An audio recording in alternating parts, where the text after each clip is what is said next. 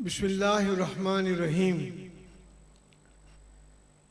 अस्सलातु वस्सलामु अलैका या सय्यदी या रसूल अल्लाह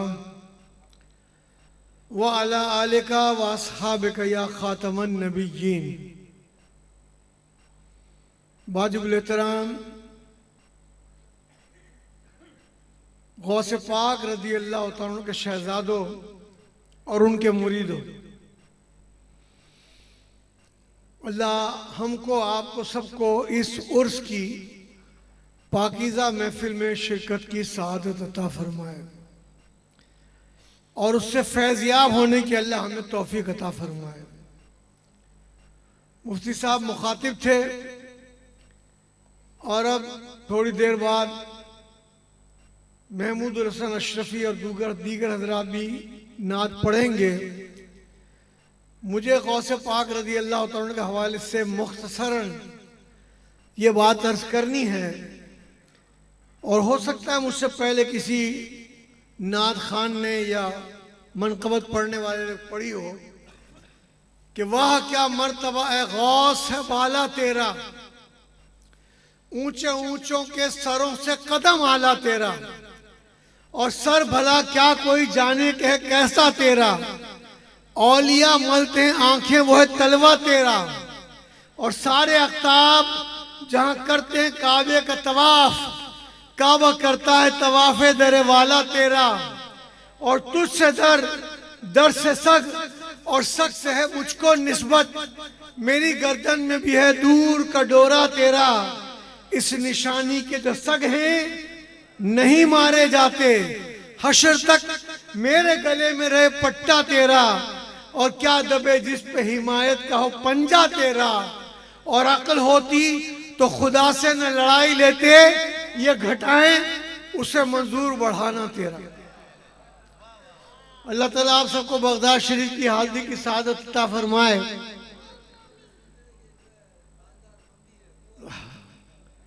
माशाअल्लाह बचपन से मैं ये नात का शेर पढ़ रहा हूँ।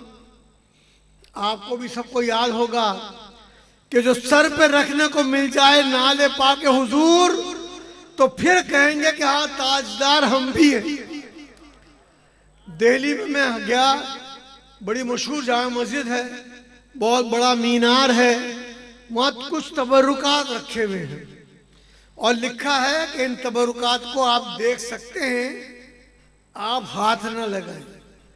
एक तबरुक के बारे में लिखा था, ये सरकार दो आलम सल्लल्लाहु की नालैन पाक है। मैंने उससे कहा कि मैं आपके कहने के मुताबिक हाथ नहीं लगा रहा हूं, मैं अपना सर रखता हूं, आप नालैन मेरे सर पर रख दीजिए। उन्होंने रख दी तो जर अल्लाह अकबर या रसूल अल्लाह या अली या गौसे आजम। तो मैं एक बात और याद रखकर आगे बताने के लिए कर रहा हूं, ये जितने भी मेमन हजरात हैं 700 साल पहले ये हिंदू थे, याद रखें, लोहाना हिंदू थे। 700 2-4 साल आगे पीछे 700 साल पहले गौसे पाक रज़ी अल्लाह तआला के एक शहजादे इस इलाके में तबलीग के लिए आए और इन लोहाना के लोगों को दावत दी कि आप मुसलमान हो जाएं। उनका मुसलमान होने के लिए तो तैयार हैं, आप 2-3 हमारे लिए दुआएं कर दें। क्या दुआ करनी बताओ? बोले एक दुआ ये करनी है कि अल्लाह ताला ने हमें कारोबारी सहूलतें और सलाहियतें अता फरमाई हैं, हम मुसलमान हो जाएं, इसके बाद भी कारोबार की सलाहियत हमें हमारे अंदर होनी चाहिए। उनको दुआ कर दी और कहा ठीक है हो जाएगा। दूसरा कहा हम जहां भी दुनिया में जाते हैं तो कोई यतीम खाना बना देते हैं, कोई सराय बना देते हैं, कोई तालीमी इदारा बना देते हैं, तो आप दुआ करें कि अब आइंदा भी हम ये काम करते रहा करें। उन्होंने ये दुआ कर दी। अब इसके बाद कहा गया, वैसे तो हजरत मुफ्ती साहब बात कर रहे थे गौसे आजम रज़ी अल्लाह तआला अन्हु के हवाले से हुस्न की, और वैसे हुस्न की बात हजरत यूसुफ अलैहिस्सलाम के हवाले से भी होती है। कुरान में आया, जब उनके हुस्न को जुलेखा की सहेलियों ने देखा तो उनके हाथ में छुरी थी, छुरी से काटना था फल, फल काटने के बजाय उन्होंने अपनी उंगलियां काट ली। और उंगली काटने के बाद कुरान फरमा रहा है, उन्होंने ये नहीं कहा कि हमने ये क्या कर दिया, उन्होंने कहा ये तो कोई मलक करीम है, कोई अल्लाह का बहुत नेक बुलंदो बाला फरिश्ता है। तो मतलब ये है कि हुस्न की बात उन मुसलमान होने वालों ने की। हजरत अल्लाह ने हमारे खानदान में कुछ न कुछ हुस्न अता किया है। आप ये दुआ कर दीजिए कि ये हुस्न हमारे खानदान में बाकी रहे। तो अल्लाह उन्होंने ये भी दुआ कर दी। इसके बाद जितने मुसलमान हुए लोहाना के, उनके सबके नाम चेंज किए, सबको कलमा पढ़ाया, सबको उन्होंने नए नाम मुसलमानों वाले अता फरमाए। और आप कहेंगे ये कहां से आप ले आए? द प्रीचिंग्स ऑफ इस्लाम एक किताब है जो बरतानिया से छपी है, आर्नल्ड ने लिखी है।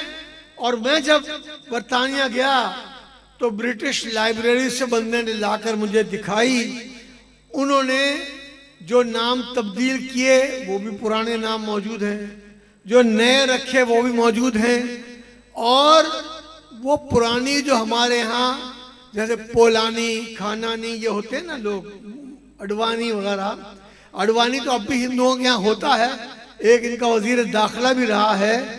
तो बस ये उन्होंने दुआ कराई और ये दुआ हो गई अल्हम्दुलिल्लाह, माशाअल्लाह। और अल्लाह ताला के फजल करम से सब लोग मुसलमान हो गए। वो इंशाल्लाह फोटो कॉपी में इंशाल्लाह वाजिब इज्जत तकरीम बापू की खिदमत में पेश करूंगा, ताकि उसको अच्छी तरह से लोगों तक पहुंचाया जा सके। और मुझे एक मरतबा गोलरा शरीफ वालों ने, वो भी जीलानी सादात सद कादरी सैयद हैं, तो उन्होंने बुलाया। तो वो ज़ाहिर है कि वो बड़ा मजमा उनका होता है, हाँ वो भी रज़ाकी हैं। यही बहुत बड़ी बात है कि ये ख़ानदान रज़ाकी है। तो हमें गौसे पाक के बारे में जैसे हमारे मौलाना ने कहा, सब कुछ समझना चाहिए।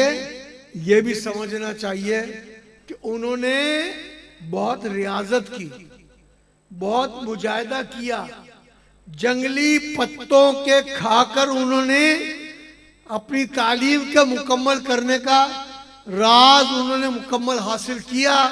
तो हमें ये खूबियाँ उनकी रियाजत की, मुजाहिदे की, उनके सिर्फ करामतें याद नहीं रखनी चाहिए, करामतें सबसे पहले याद रखें। लेकिन जिनकी करामतों का ज़हूर है, उन्होंने करामत से पहले किस तरह अपने आप को रियाजत मुजाहिदे के मरहले से गुजारा। अभी आपने सुना इशा की नमाज के बाद खड़े होकर सुबह तक तिलावत करना और पूरी रात में एक कुरान मजीद पढ़ लेना, ये रियाजत और मुजाहिदा है। हमारे यहाँ तो तरावी में अगर किसी दिन इमाम साहब 15-20 मिनट ज्यादा ले लें तो लोग गौर से घूर घूर कर देखते हैं कि क्या कर रहा है। बहरहाल आपको इस प्रोग्राम में शिरकत मुबारक हो और इस ताल्लुक को मजबूत करने की ज़रूरत है। हमारे बापू से, बाबा साहब से, इनके ख़ानदान की जय्यत तरीन बुजुर्ग ख़वातीन ने मेरी वालदा को अपनी बेटी बनाया हुआ था।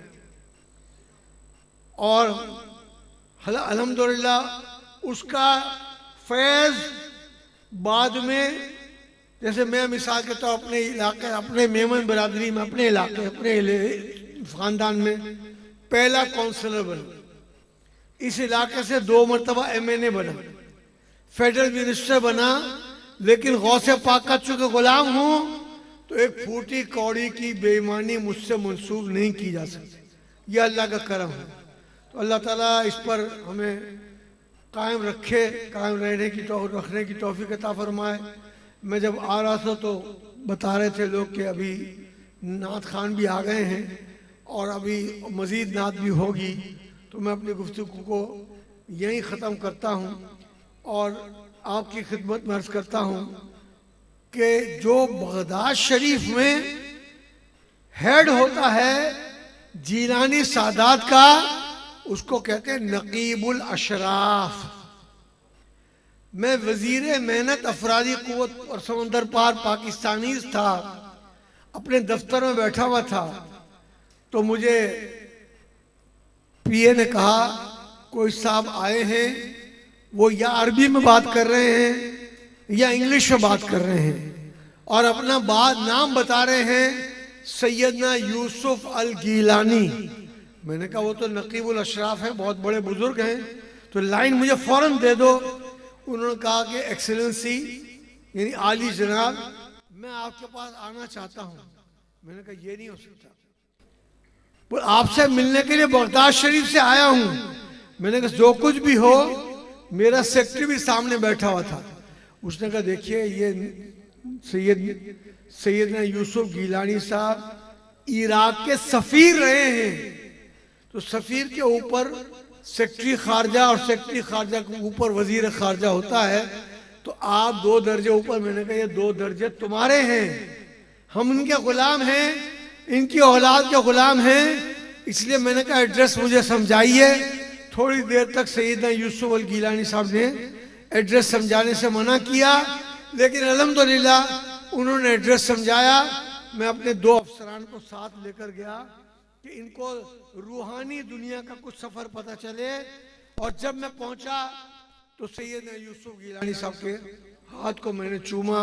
मेरे अर्ज करने का मकसद और मुद्दा ये है कि अल्लाह ताला हमें गौस पाक की गुलामी में अपनी औलाद को भी ट्रेनिंग दे कि वो गौस पाक की गुलाम हो, और मेमन होकर वो गौस पाक का गुलाम न हो। ये बहुत तकलीफ दे बात है, इसलिए हमें सीधे रास्ते पर चलना चाहिए। इस महफिल को अल्लाह मुबारक फरमाए। वमा अलैना इल्लल बलागुल मुबीन।